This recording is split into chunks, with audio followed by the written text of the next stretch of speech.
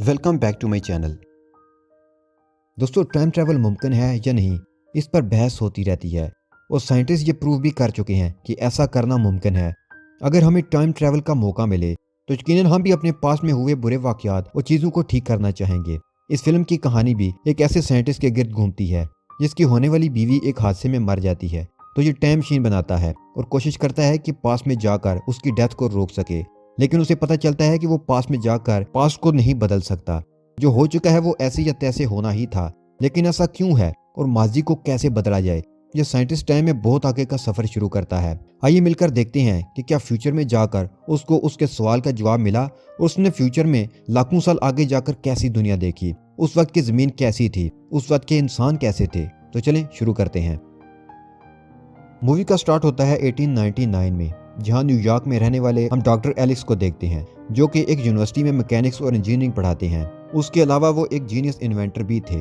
Doctor Alice के sir पर जुनून सवार था कि वो टाइम ट्रैवल के कंसेप्ट को प्रूव करके दिखाएं। एलिस के फ्रेंड का मानना था कि उसे एक बड़ी कंपनी में इजीली जॉब मिल सकती है, लेकिन एलिस किसी के अंडर जॉब करने वाला नहीं था।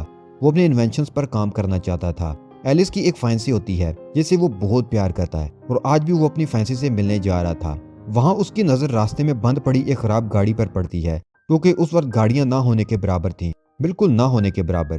गाड़ी के ड्राइवर गाड़ी को ठीक करने में कामयाब हो जाता है, लेकिन वो हमेशा की तरह गाड़ी की ब्रेक्स को लाग लगाना भूल गया था। इससे पहले कि गाड़ी चलकर किसी को कुचलती, एलेक्स बर वक्त उसकी ब्रेक्स को लाग कर देता है। फिर एलेक्स अपनी फैंसी से मिलता है, दोनों अच्छा वक्त साथ गुजारते हैं। इस दौरान एक चोर वहां आ जाता है और गन दिखाकर उन्हें लूटने की कोशिश करता है, और इसी दौरान वो एलेक्स की फैंसी को मार डालता है। ये देखकर वो बहुत दुखी हो जाता है और ये दुख नहीं सह पाता, इसलिए वो डिसाइड करता है कि वो टाइम मशीन बनाएगा और वापस पास में जाकर अपने फैंसी की जान बचा लेगा। इस काम के लिए वो दिन रात एक कर देता है। इस तरह 4 साल की मेहनत के बाद वो टाइम मशीन इन्वेंट कर लेता है, लेकिन इस इन्वेंशन के बारे में वो अपने बेस्ट फ्रेंड को भी नहीं बताता। वो एलिस के लिए काफी फिक्रमंद रहता था, तो एलिस वक्त जाया किए बगैर मशीन को चलाता है और माजी में 1899 में जाता है, जहां वो अपनी फैंसी को देखकर बहुत खुश होता है। इससे पहले कि वो एक्सीडेंट फिर से रिपीट होता, वो अपनी फैंसी को लेकर दूर चला जाता है। लेकिन यहाँ एलेक्स इन्वेंटर होने के बावजूद टाइम और स्पेस के एक फैक्ट को भूल गया कि जो कुछ हो चुका है उसको बदला नहीं जा सकता, यानी किसी भी टाइम को हम चेंज नहीं कर सकते। और होता भी कुछ ऐसा ही है। वो अपनी फैंसी को प्रपोज करने लगता है, तो वो पहले फ्लावर शॉप से फ्लावर लेने चला जाता है। पीछे से वही गाड़ी आ जाती है जिसका ड्राइवर गाड़ी की ब्रेक को लाग लगाना भूल जाता है।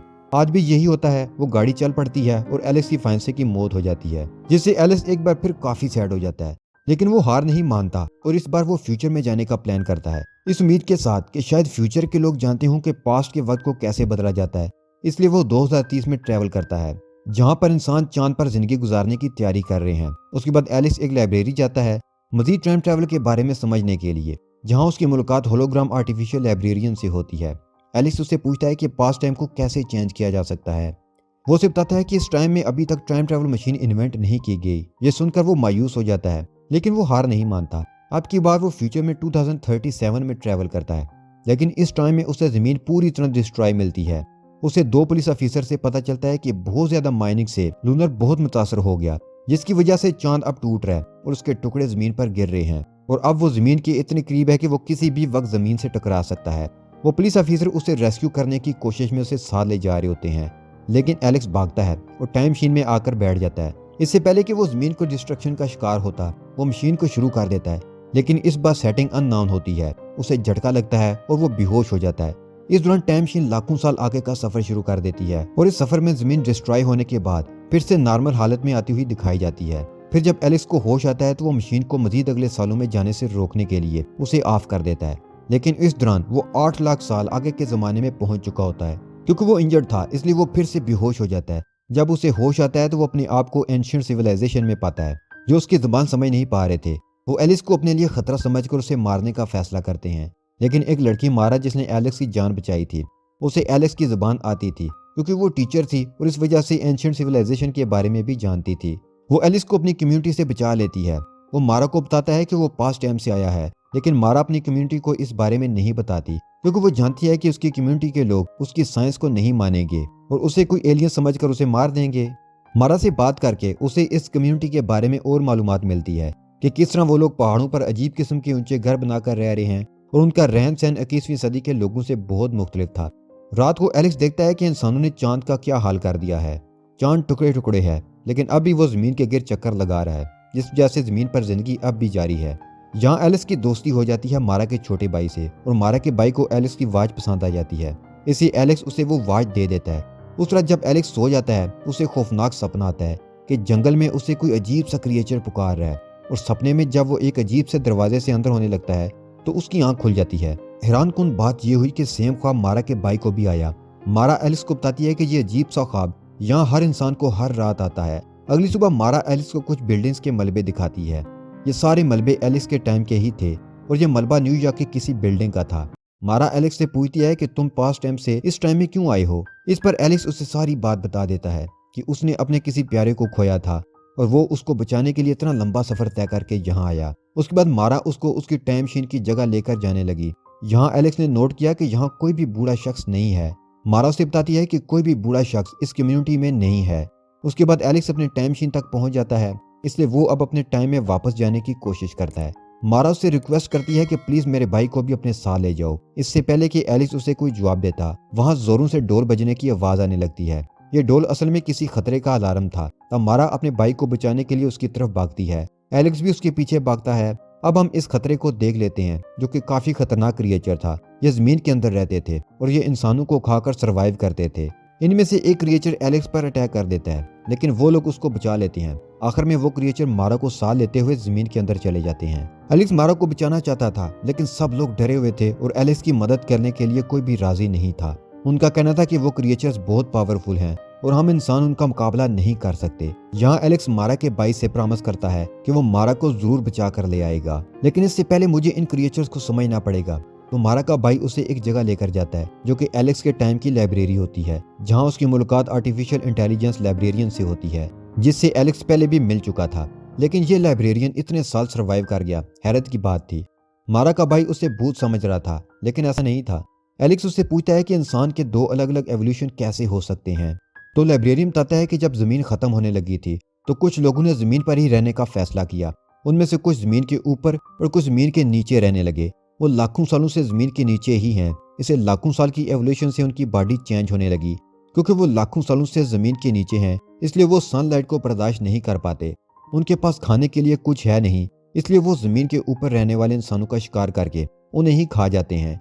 इन क्रिएचर्स को समझने के बाद वो अपने नाइटमेयर के जरिए इस डोर के पास पहुंचता है। उसके बाद वो अकेला ही इस खतरनाक केव के अंदर चला जाता है। यहाँ वो बहुत सारे टनल्स देखता है, जिनको यूज करते हुए ये क्रिएचर्स कहीं से भी जमीन पर निकल आते थे और फिर यहीं से गायब हो जाते थे।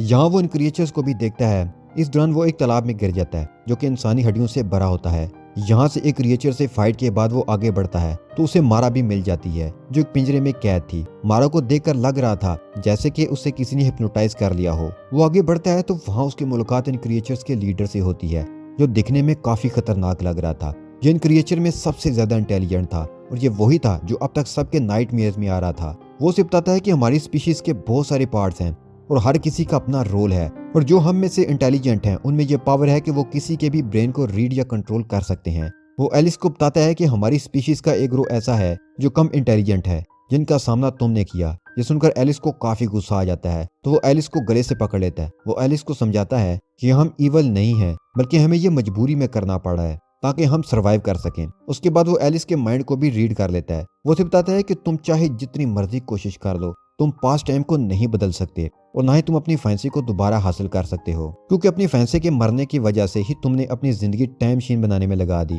और अगर तुम्हारी फैंसी मरती ही ना तो तुम कैसे चाहते पास्ट टाइम में उसे बदलने के लिए। अब उसे समझ आता है कि वो क्यों पास्ट टाइम को नहीं बदल सकता था। और क्रीचर के इस लीडर के पास ही एलिस की टाइम मशीन होती है। वो उसे कहता है कि तुम अपने वक्त में वापस चले जाओ, लेकिन एलिस के दिमाग में तो कुछ और ही चल रहा होता है। वो टाइम मशीन को फ्यूचर के सफर के लिए सेट करके क्रिएचर्स के लीडर का हाथ पकड़ लेता है। यहाँ वो फ्यूचर में टाइम ट्रेवल करना शुरू कर देते हैं। यहाँ उनकी फाइट होती है और लीडर मशीन से बाहर लटक जाता है, जहाँ टाइम तेजी से गुजरने की वजह से वो बूढ़ा होकर स्केलेटन में तब्दील हो जाता है, वो खत्म हो जाता है। और जब एलेक्स मशीन को रोकता है तो वो अपने आप को जमीन पर कई लाख साल आगे के वक्त में पाता है। यहाँ वो देखता है कि जमीन प्लेनेट मार्स की तरह बर्बाद हो चुकी है, जहाँ उसे सिर्फ वो क्रिएचर्स ही दिखाई दे रहे थे। यहाँ देखकर उसे लगता है कि इन क्रिएचर्स ने जमीन के ऊपर रहने वाले सब लोगों को मार दिया है। ये देखकर एलेक्स काफी परेशान हो जाता है, लेकिन अचानक वो डिसाइड करता है कि अगर वो पास्ट टाइम को चेंज नहीं कर सका तो वो फ्यूचर को चेंज करेगा। इसलिए अब की बार वो उस टाइम में ट्रैवल करता है जहां पर वो क्रिएचर्स जमीन पर रह रहे थे। वो वहां जाकर सबसे पहले मारा को रेस्क्यू करता है। फिर वो अपनी मशीन को ऑन करके उसके व्हील को अपनी वॉच से जाम कर देता है, जिसकी वजह से वो मशीन अब खतरनाक वेव्स निकालना शुरू कर देती है। वो उन वेव्स से और क्रिएचर से बचने के लिए वहां से भागने लगते हैं। वो क्रिएचर्स उनका पीछा करते हैं, लेकिन वो भाग रहे होते हैं और भागकर बाहर आते हैं और कम्युनिटी के लोगों की मदद से वो बाहर आ जाते हैं। उसके बाद वो सारे क्रिएचर्स टाइम मशीन के खतरनाक वेव्स का शिकार होकर खत्म हो जाते हैं, जिसका मतलब था एलेक्स फ्यूचर को चेंज करने में कामयाब हो चुका था। अब वो क्रिएचर्स तो जिंदा नहीं रहे, इसलिए अब कम्युनिटी के लोग अब अगली सारी जिंदगी जिंदा रह सकते थे। यानी उसने इंसानियत को बचा लिया था और इसलिए शायद ज़मीन भी डिस्ट्रॉय होने से बच जाएगी। लेकिन फ्यूचर को चेंज करने के लिए एलेक्स को अपनी टाइम मशीन की कुर्बानी देनी पड़ी। यहाँ एलेक्स और मारा एक दूसरे को पसंद करने लगते हैं, तो एलेक्स यहीं रहने का फैसला करता है ताकि वो मारा के साथ अपनी न्यू लाइफ का स्टार्ट ले सके। उसके बाद हमें एलेक्स का फ्रेंड दिखाया जाता है जो अभी भी 1903 में था, लेकिन क्योंकि उसे काफी वक्त से एलिस के बारे में नहीं मालूम था, इसलिए वो एलिस की यादों को गुड बाय कह देता है। उसे उम्मीद थी कि शायद एलिस को वो मिल गया होगा जिसकी उसे तलाश थी। उसी के साथ ही ये मूवी यहाँ पर एंड हो जाती है।